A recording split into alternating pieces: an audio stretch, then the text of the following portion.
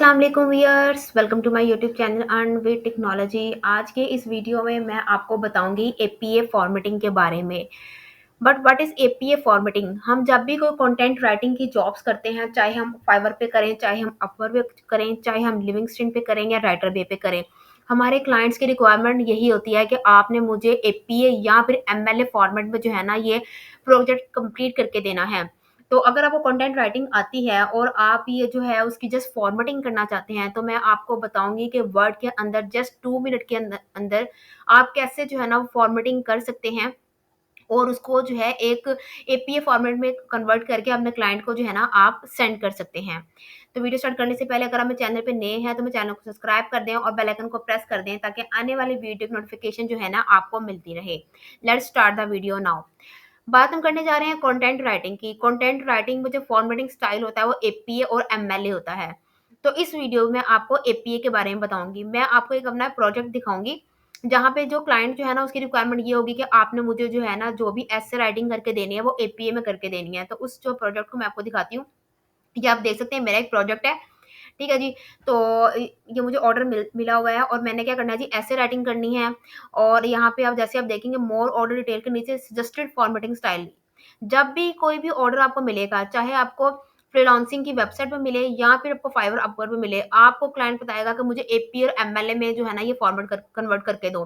तो आप देख सकते हैं यहाँ पे भी जो क्लाइंट है उसने मुझे कहा है कि मुझे एपीए में जो है ना वो ये फॉर्मेट चाहिए ऐसे लिखा हुआ। और इसका ओरिजिन हम देख सकते हैं यूनाइटेड स्टेट से। ये मेरा एक प्रोजेक्ट था। मैंने जस्ट आपको एक सैंपल वर्क दिखाया है कि आपका क्लाइंट जो है ना वो आपसे कैसे जो है ना वो डिमांड करता है कि आपने एपी और एमएलए के अंदर लिख के देना। और अगर जस्ट उसको एमएलए में चाहिए होगा तो वो यहाँ पे एमएलए आपको मेंशन कर देगा कि मुझे एमएलए में ये फॉर्मेट कन्वर्ट करके दो। तो मैं आपको जो है ना बताऊंगी कि आपने जो है ना जस्ट वर्ड के अंदर ही जो है ना ये एपी और एमएलए का फॉर्मेट होता है, आपने इसको यूज किस तरह से करना है वो मैं जो है आपको बताती हूँ। तो वर्ड पे मैंने मूव ऑन किया। वर्ड पे जब मैं गई तो यहाँ पे सर्च पे जो आप लिखेंगे एपीए, लेकिन यहाँ पे ऑलरेडी यहाँ पे एपीए लिखा हुआ आ रहा है, लेकिन फिर भी मैं यहाँ पे आपको सर्च में लिख के दिखाती हूँ। एपीए। एपीए जब हम लिखूंगी तो मैंने सर्च पे क्लिक कर दिया। जब सर्च पे क्लिक करूंगी तो यहाँ पे जो है ना एपीए आपको सारे पेपर नज़र आएँगे। एपीए स्टाइल पेपर, ठीक है जी, और एपीए स्टाइल रिपोर्ट। तो मैंने एपीए स्टाइल पेपर जो है ना वो यहाँ पे क्रिएट करना है। तो मैंने यहाँ पे क्लिक कर दिया। यहाँ पे क्लिक करने के बाद मैंने जो है ना वो क्रिएट पे क्लिक कर दिया। और जब मैंने क्रिएट पे क्लिक किया ना, यहाँ पे क्रिएट पे क्लिक करने के बाद जो है ना मैं आपको दिखाती हूँ कि आपने इसको किस तरह से जो है ना वो एपीए में कन्वर्ट करना है। तो आप देखें यहाँ पे ना वर्ड के अंदर ऑलरेडी बने बनाए जो है ना वो एपीए के फॉर्मेट हैं वर्ड के अंदर ना। तो यहाँ पे आपने क्या करना है, आपने जस्ट जो है यहाँ पे डाटा जो है ना पुट करना है। जो डाटा आपने लिखा हुआ है अपने क्लाइंट का, जो भी टॉपिक हो, जो भी निच हो, जो भी आपने लिखा हुआ है, आपने जस्ट उसको क्या करना है यहाँ पे पेस्ट कर देना है। तो आपका एक क्या हो जाएगा, एपीए फॉर्मेट तैयार हो जाएगा। मतलब कि आपको एक स्पेसिफिकली फॉर्मेट को एडजस्ट करने की जरूरत नहीं पड़ेगी। यहाँ पे बना बनाया फॉर्मेट होता है एपीए का। आपने क्या करना है, जस्ट जो भी आपका जो होगा डाटा होगा वो आपने पुट करना है यहाँ पे और आपका एपीए फॉर्मेट जो है ना वो तैयार हो जाएगा। अब हम लोग मूव ऑन करते हैं, थोड़ा-सा हम इसको जो है ना एक्सप्लोर कर लेते हैं। फिर मैंने एक आर्टिकल लिखा हुआ है, वो मैं आपको दिखाती हूँ कि मैंने एपीए में कैसे इसको कन्वर्ट करना है। तो यहाँ पे हम थोड़ा इसको समझ लेते हैं कि एपीए में क्या करना है जी। यहाँ पे जो फ़ॉन्ट है ना, वो होना चाहिए टाइम्स न्यू रोमन। ये जो है ना यहाँ पे फ़ॉन्ट होना चाहिए, चाहे आपने एपीए में लिखना है, चाहे आपने एमएलए में लिखना है। तो जो फ़ॉन्ट होता है ना, स्पेसिफिक फ़ॉन्ट होता है, टाइम्स न्यू रोमन होता है। फिर उसके बाद आपने फ़ॉन्ट का साइज़ कितना रखना होता है, आपने 12 साइज़ रखना होता है फ़ॉन्ट का। ठीक है जी। फिर उसके बाद जो है आप इसकी तरफ आ जाइए पैराग्राफ की तरफ। तो मैं आपको बताती हूँ कि आपने इसकी पैराग्राफिंग जो है ना वो कैसे करनी है और कैसे इसको आपने एडजस्ट करना है। तो इसको थोड़ा मैं जो है वो स्क्रॉल डाउन करती हूँ, मैं आपको दिखाती हूँ। यहाँ पे running head short short and title up to 50 character. तो यहाँ पे आपने क्या लिखना है, टाइटल लिखना है। ठीक है जी। जो भी आपके टॉपिक का टाइटल होगा वो आपने यहाँ पे लिखना है। किस तरह लिखना है वो मैं आपको दिखाती हूँ। मेरे पास ऑलरेडी जो है ना वो एक पड़ा हुआ है फॉर्मेट ना। अ, ये देखिए जी। अब लाइक जैसा मेरे पास एक फॉर्मेट है, मैंने इसके इसके पे क्या पहले से ना ऐसे राइटिंग की हुई है एपी और एमएलए फॉर्मेट में ना। तो मैं आपको दिखाती हूँ। अब जैसे वहाँ पे रनिंग हेड पे आ रहा था टाइटल लिखना है, मैंने यहाँ पर टाइटल लिखा है इफेक्ट ऑफ स्मोकिंग। ठीक है जी, इफेक्ट ऑफ स्मोकिंग। तो मैंने यहाँ पे लिखा, यहाँ पे इफेक्ट ऑफ स्मोकिंग,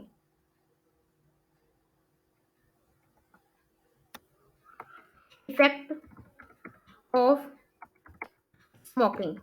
ठीक है जी। उसके बाद जो है आपने नेक्स्ट क्या करना है, यहाँ पे add title here up to 12 words, आपने यहाँ पे टाइटल लिखना है, जो आपने रनिंग हेड में लिखा है ना, तो वही आपने यहाँ पे टाइटल लिखना है। मेरा टाइटल क्या था, इफेक्ट ऑफ स्मोकिंग, वो मैं यहाँ पे जो है ना वो ऐड कर दूंगी, इफेक्ट ऑफ स्मोकिंग।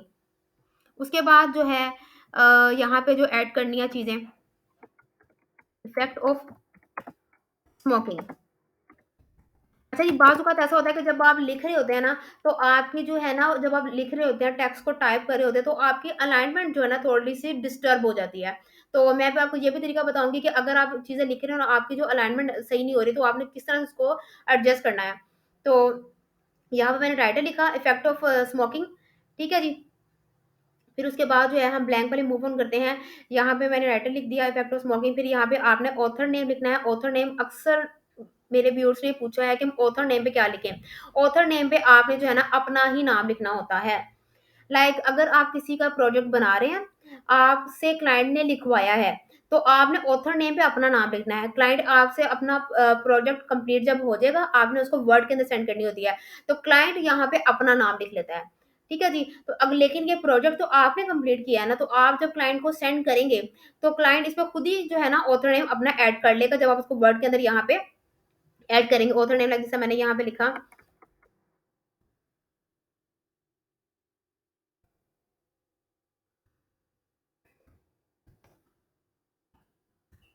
इसको मैं वही बता रही हूँ कि इसकी अलाइनमेंट आपने कैसे करनी है, वो मैं आपको यहाँ पे ना बताती हूँ।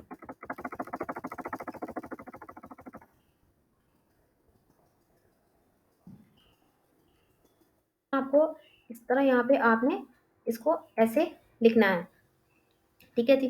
तो जो मैंने ऑलरेडी लिखा हुआ है, यहाँ पे आप देख सकते हैं, इसकी थोड़ी-सी हम अलाइनमेंट सेट कर देंगे। देखिए मैंने इफेक्ट ऑफ स्मोकिंग पे क्लिक किया, मैंने पैराग्राफ पे गई। पैराग्राफिंग पे जाकर आपने एडजस्ट करना है कि इसको आपने किस तरह से अलाइनमेंट करनी है। मैं आपसे बार-बार कह रही हूँ, सम टाइम लिखते वक़्त हमसे अलाइनमेंट गलत हो जाती है। तो अब हम इसके अलाइनमेंट चेक आउट करते हैं। मैंने यहाँ पे क्लिक कर दिया, ठीक है जी। ये सेंटर में आ गया, मैंने यहाँ पे क्लिक किया तो इसका ये आ गया। लेकिन इसका तरीकेकार एक यही है कि आप जब यहाँ पे क्लिक करेंगे ना, तो आपको पता चल जाएगा कि इसकी अलाइनमेंट कैसी हुई है। इसकी अलाइनमेंट सेंटर हुई हुई है। अगर आपको ये समझ नहीं आ रही कि इन चीज़ों को कैसे एडजस्ट करना है और टाइप करते वक़्त आपसे वर्ड्स आगे पीछे हो गए या पैराग्राफ आगे पीछे हो गए हैं, तो उसका एक तरीकाकार मैंने आपको बता दी। ये छोटा-सा आप यहाँ पे एरो देख रहे हैं। पैराग्राफ के साइड पे आप यहाँ पे देख सकते हैं एरो। आप एरो से चीज़ों को एडजस्ट कर सकते हैं। तो अब इनकी अलाइनमेंट देखिए, इसकी अलाइनमेंट सेंटर में हुई हुई है। ठीक है जी। फिर उसके बाद आपने जब लिखा, फिर यहाँ पे आपने ऑथर नेम लिखना है और ये इंस्टीट्यूशनल एफिलिएशन इसको ऐसे रहने दें। अच्छा, नेक्स्ट है जी ऑथर नेम। अब ऑथर नेम के हम देखते हैं अलाइनमेंट कैसे हुई हुई है। हम इसको देखते हैं, ऑथर नेम को उन्होंने, इसकी अलाइनमेंट हम चेकआउट करना चाहते हैं। अच्छा जी, इसकी भी सेंटर में हुई हुई है। ठीक है जी। फिर उसके बाद यहाँ पे जो है ऑथर नोट्स के बाद जो है यहाँ पे आपने क्या लिखना है, यहाँ पे बहुत लोग पूछते हैं कि यहाँ पे हम क्या चीज़ें ऐड करें। अच्छा, मेरा जो टॉपिक जो है ना इफेक्ट ऑफ स्मोकिंग से रिलेटेड था, तो इंक्लूड एनी ग्रांट या funding information and complete correspondence address abstract. आपने यहाँ पे क्या लिखना है, यहाँ पे जो भी हम स्मोकिंग के बारे में डिस्कस कर रहे हैं ना, आपने उसका यहाँ पे क्या लिखना है जी, एब्स्ट्रैक्ट लिखना है। ठीक है? तो ये तो मैंने ऑलरेडी यहाँ पे लिखा हुआ है और मैंने आपको ये बता दिया कि आपने अगर आपके पास खाली फॉर्मेट है, तो आपने इसको कैसे लिखना है। तो जो है आपने यहाँ पे एब्स्ट्रैक्ट लिख दिया। एब्स्ट्रैक्ट के बाद जो है आपने जो एब्स्ट्रैक्ट है should be one paragraph between 150 to 250 words, मतलब कि जो भी आप एब्स्ट्रैक्ट लिखेंगे, एब्स्ट्रैक्ट का मतलब ये है कि आप कोई भी ऐसे राइटिंग कर रहे हैं, चाहे वो स्मोकिंग से रिलेटेड है, चाहे वो हेल्थ से रिलेटेड है, चाहे वो फिटनेस से रिलेटेड है, कोई भी आपका आर्टिकल है, उस आर्टिकल का कोई एब्स्ट्रैक्ट होगा ना, जिसको हम कहते हैं कॉन्क्लूजन्स, जिसका कोई एंड रिजल्ट होगा, तो वो एब्स्ट्रैक्ट आपने 150 से 250 वर्ड्स की रेंज में यहाँ पर लिखना है, जो आपको यहाँ पे नजर आ रहा है। उसके बाद जो है, जो आपके मेन कीवर्ड्स होंगे ना एब्स्ट्रैक्ट के या ऐसे राइटिंग के, तो वो आपने यहाँ पे कीवर्ड्स ऐड करने, लाइक जिस तरह यहाँ पे स्मोकिंग है, एक कीवर्ड्स है, ठीक है। इफेक्ट ऑफ स्मोकिंग, ये भी एक कीवर्ड्स है। फिर उसके बाद effect of smoking on health, ये भी एक कीवर्ड्स है। तो आप अपने आर्टिकल में जो भी कीवर्ड्स को यूज करेंगे, तो आप मेन कीवर्ड्स यहाँ पे लिख सकते हैं। वो मैंने आपको तरीका बता दिया किस तरह से आपने लिखने हैं। आप एसईओ से भी लिख सकते हैं और जब आप गूगल पे सर्च करेंगे, तो उससे रिलेटेड भी आप लिख सकते हैं। नेक्स्ट हम लोग मूव ऑन करते हैं जी, यहाँ पे हेडिंग्स की। ठीक है जी। यहाँ पे आपने क्या देनी होती है, हेडिंग्स देनी होती है। तो हम देखते हैं, हमने जो ऑलरेडी लिखा हुआ है एक आर्टिकल, हमने वहाँ पे हेडिंग्स कैसे दी हुई है। अच्छा जी, यहाँ पे जो है हमारी जो है ये क्या आ गई, हमारी हेडिंग जो है वो 1 आ गई, स्मोकिंग एंड डेथ। इसको हम लोग पैराग्राफिंग चेक कर लेते हैं, इसकी जो अलाइनमेंट है वो कैसी हुई है। इसकी अलाइनमेंट आप देख सकते हैं, इसकी अलाइनमेंट जो है ना वो क्या हुई हुई है, सेंटर में हुई हुई है इसकी अलाइनमेंट। इसमें मैंने क्लिक कर दिया, इस पर क्लिक करने के बाद सेंटर भी हुई है और उसकी आउटलाइन लेवल कितना, लेवल 1 है। लेवल 1 इसका आउटलाइन लेवल है। ठीक है जी।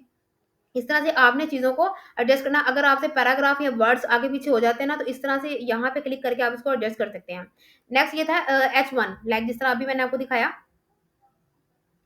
ये देखें हेडिंग H1। ठीक है जी। तो ये H1 लाइक जैसा मैंने वहाँ पे लिखा है। फिर उसके बाद यहाँ पे आ जाएगा जी H2, हेडिंग 2।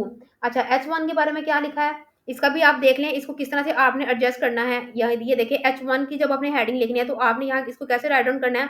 मैंने इस पे क्लिक कर दिया एरो पे, मैंने देखा इसकी अलाइनमेंट लेफ्ट में हुई है और आउटलाइन लेवल क्या है, बॉडी टेक्स्ट, क्योंकि ये हेडिंग के नीचे आ रहा है तो ये क्या है, बॉडी टेक्स्ट है। तो उसके बाद जो है आप इसको देख लें, लाइन स्पेसिंग कितनी करनी है, इसकी डबल लाइन करनी है। एपीए में जो होता है ना वो डबल लाइन होती है, और ये जो होती है ना फर्स्ट लाइन, ये जो स्पेशल में आता है वो आपने इसको फर्स्ट लाइन करना था, हैंगिंग नहीं करना होता। ठीक है जी। इस तरह से आप इनको क्या करें, अलाइन करें, क्योंकि इनके अलाइनमेंट बहुत ज़्यादा नेसेसरी होती हैं। नेक्स्ट हम लोग मूव ऑन करते हैं जी हेडिंग 2 पे। एक हेडिंग 2 आ गई, आपने देखा जो हेडिंग 1 थी वो सेंटर में थी, जब हेडिंग 2 पे हमने क्लिक किया तो हेडिंग 2 कहाँ पे आ रही है जी, लेफ्ट पे आ रही है। तो आपने इसको लेफ्ट में एडजस्ट कर लेना है। एक कोशिश करें, अगर आप कोई भी फॉर्मेट बना रहे हैं, एक आप सिंपल एपीए का फॉर्मेट ओपन कर लें और एक साथ जो है ना आप अपना आर्टिकल का लिख लें, उस हिसाब से आप इसको एडजस्टमेंट इनकी करते जाएं। ठीक है। तो लाइक जैसा अब यहाँ इसको मैंने एडजस्ट किया हुआ है, एक लाइक जैसा मेरी ये हो गई H1 मेरी होगी स्मोकिंग एंड डेथ। ठीक है। फिर उसके बाद स्मोकिंग एंड हेल्थ रिस्क, ये मेरी H2 हो गई। ठीक है जी। तो ये जितनी जितनी मेरी हेडिंग्स आती जाएगी मैं इसके अंदर जो है ना वो ऐड जो है ना एडअप करती जाऊंगी चीज़ों को। तो इसी तरह आपने यहाँ पे क्या करना है जी, चीज़ों को अलाइनमेंट इनकी करनी है। तो फिर उसके बाद H1 आ गया, H2 आ गया, फिर हमने H2 की अलाइनमेंट देख ली, फिर हमने H3 की अलाइनमेंट करनी है, मतलब H3 की हेडिंग 3 है। इसको हमने किस तरह से अलाइन करना है, यहाँ पे क्लिक करके हमने चेक करना है कि इसकी अलाइनमेंट लेफ्ट है और आउटलाइन लेवल क्या है, 3 है। आउटलाइन लेवल मतलब हेडिंग 3 है, तभी ये लेवल 3 आ रहा है। और इसको डबल स्पेसिंग रखना है, लाइन स्पेसिंग की क्या रखनी है, डबल स्पेसिंग रखनी है। ठीक है। फिर जो है वो हेडिंग 4 आ गई है, हेडिंग 4 पे जब आप क्लिक करेंगे ये भी लेफ्ट पे आ रही है और ये लेवल इसका 4 आएगा और इसकी भी डबल स्पेसिंग है। ठीक है। हेडिंग 4, अब ये आप डिपेंड करता है आपके टॉपिक के अंदर कितनी ज़्यादा जो है ना वो हेडिंग आ रही है, आप उस पे जो है ना वो क्लिक करते जाएँ और हेडिंग्स को क्या करते जाएँ, आप राइट डाउन करते जाएँ। अब ये आप पे जो है वो डिपेंड करता है। फिर उसके बाद आपने लास्ट में क्या करना है जी, यहाँ पे आपने रेफरेंसेस ऐड करने हैं। हेडिंग चाहे आप 3 ऐड करें, चाहे 4 करें, चाहे 5 करें, चाहे 6 करें, ये अब आप पे डिपेंड करता है। बस इसकी जब भी आप इनकी हेडिंग्स लिखें और उसके बाद बॉडी टैग्स लिखें, तो उसकी अलाइनमेंट्स को काइंडली यहाँ से चेक कर लें कि एपीए में जो हेडिंग्स के बाद बॉडी टैग्स है, उसकी अलाइनमेंट क्या है और हेडिंग्स की अलाइनमेंट क्या है और टाइटल की अलाइनमेंट क्या है। नेक्स्ट क्या है जी, यहाँ पे जो है हम लोग जो हम लोग एमएलए का लिखते हैं उसके अंदर हम लिखते हैं साइटेशन। यहाँ पे हमने ऐड करना होता है रेफरेंस।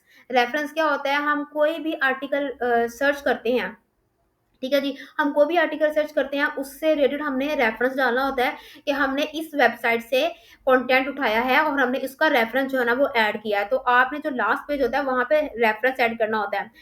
और आप रेफरेंस कैसे ऐड करना होता है, सबसे पहले आप क्या लिखते हैं जी, जिसका भी रेफरेंस वो आप ले रहे हैं आप उसको क्या लिखेंगे, लास्ट नेम लिखेंगे। फिर उसके बाद जो है उसका ईयर लिखेंगे, जब उसने ये लिखा फिर उसके बाद आर्टिकल का टाइटल लिखेंगे, जैसे इफेक्ट ऑफ स्मोकिंग है, ये effect of smoking on health है। फिर जर्नल टाइटल, फिर पेज आप यहाँ पे मेंशन करेंगे, लाइक जिस तरह मैं आपको दिखाती हूँ कि बहुत ज़्यादा लोग पूछते हैं कि हम लोग जो है ना आर्टिकल रिसर्च किस तरह से करें। तो जब भी आपने रेफरेंस डालने हैं और अच्छे रेफरेंस डालने हैं तो कोशिश करें गूगल स्कॉलर की हेल्प से चीज़ों को रिसर्च करें, क्योंकि जब भी कंटेंट राइटिंग करनी होती है, कंटेंट राइटिंग में मेन पर्पस जो होता है ना वो रिसर्च का होता है। तो जब भी आपने काम करना है तो आपने क्या करना है जी, गूगल स्कॉलर से करना है रिसर्च। गूगल स्कॉलर से आपको चीज़ें क्या मिलती हैं, ऑथेंटिक मिलती हैं। बहुत ज़्यादा व्यूअर्स ने पूछा था कि हम लोग रिसर्च कहाँ से करें और रेफरेंस कहाँ से ऐड करें। तो मैं आपसे यही कहूँगी कि गूगल स्कॉलर की हेल्प से जो है ना आप चीज़ों को फाइंड आउट करें गूगल पे, उसके बाद जो है ना आप इनके रेफरेंस डालें, क्योंकि जो गूगल स्कॉलर पे जो आप सर्च करते हैं उनके रेफरेंस जो होते हैं वो ऑथेंटिक होते हैं। वो ऑथेंटिक क्यों होते हैं, क्योंकि वो रिसर्च बेस्ड होते हैं, क्योंकि उस पर रिसर्च हुई होती है। ठीक है। तो उनके रेफरेंस भी ऑथेंटिक होते हैं, लाइक जैसा मैंने यहाँ पे लिखा है इफेक्ट ऑफ स्मोकिंग, ठीक है जी। अब ये जो मैंने एक कीवर्ड लिखा है, तो यहाँ पे आपको जितने भी आ रहे हैं ना, ये रिसर्च बेस्ड होते हैं। रिसर्च बेस्ड मतलब जिस पे ट्रायल्स हो चुके होते हैं, जिसको ये लोग मानते हैं कि ये जो है आर्टिकल लिखा हुआ है ना, ये ऑथेंटिक है।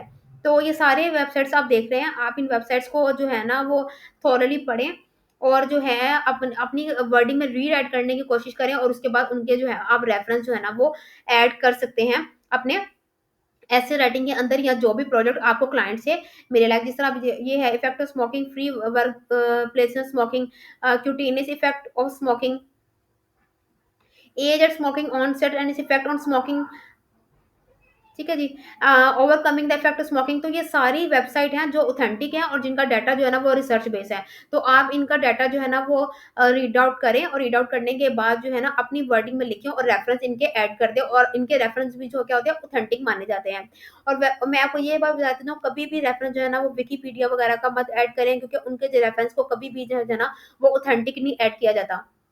और यूट्यूब का कोई भी रेफरेंस मत ऐड करें, क्योंकि उनके रेफरेंस को भी ऑथेंटिक नहीं माना जाता। तो जिनके रेफरेंस को ऑथेंटिक माना जाता है वो ज़्यादा गूगल स्कॉलर होते हैं, क्योंकि वहाँ पे जितना भी मटेरियल पड़ा है वो सारा रिसर्च पे बेस होता है, वो रियल होता है और ऑथेंटिक होता है।